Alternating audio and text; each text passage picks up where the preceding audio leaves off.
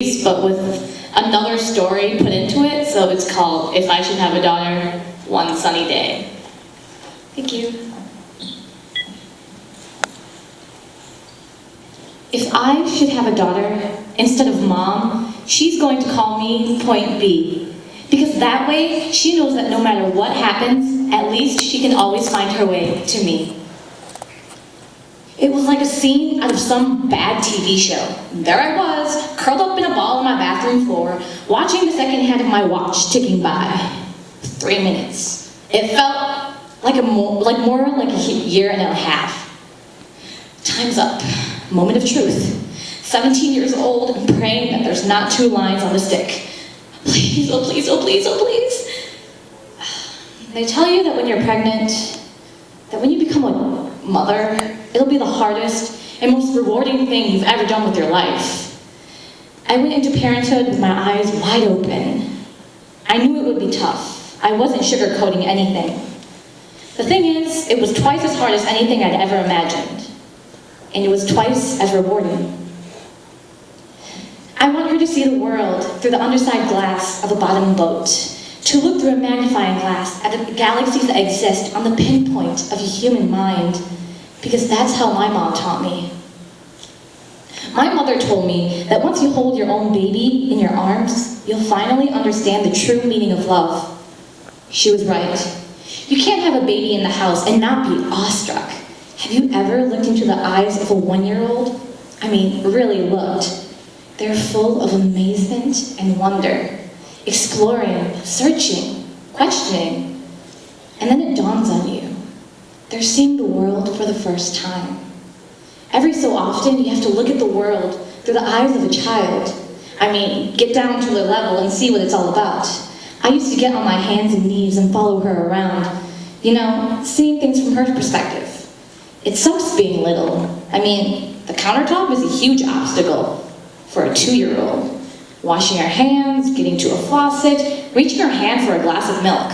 It's not easy. And I'm going to paint the solar systems on the backs of her hand, so she has to learn the entire universe before she can say, oh, I know that like the back of my hand. You come to realize that the things you take for granted are completely new for your child. A few years back, I was racing through town trying to get to my sister's house. We were late for a birthday party and it had been raining all morning. Then I hear this tiny little voice in the back seat. Look, Mommy, a rainbow. I glanced out the passenger door and saw it. Yeah, that's nice. There were a few moments of silence. Then another little voice said, I've never seen a rainbow before. Reality check. 4 years old and she'd never seen a rainbow. I mean, they're neat and all, but they're just rainbows, right? Well, not when it's the first time you've seen one. They're in all the storybooks, all the TV shows, but it never occurred to me that she'd never seen one before. I pulled the car into the next parking lot and we piled out. We must have stayed there for 15, 20 minutes, just looking at the rainbow, talking about it, taking it all in. I still remember her smile. There's no way you can look into a beautiful face, into those deep blue eyes, and not know that there was a God. Her 5th year was far the funniest. I love 5-year-olds. They still respect you as a parent, love you as a mother, and look up to you as an infallible leader. 5 years old. Kindergarten, learned how to ride a bike, lost her first tooth, started gymnastics, began to read and write, learned how to use the hula hoop, tied her first shoes, and fed the goldfish on her own, and wiped her own butt. It was a great year. And then I got the phone call that she was dead. Yep, just like that. Didn't see that one coming, did you? Well, imagine my surprise. In the movies, there's always this sinister music that leads up to the traumatic event. Some type of premonition of impending doom. Well, it's not like that. There was no warning, just a phone call. She's dead. Fell into the Parkington River and they couldn't find her.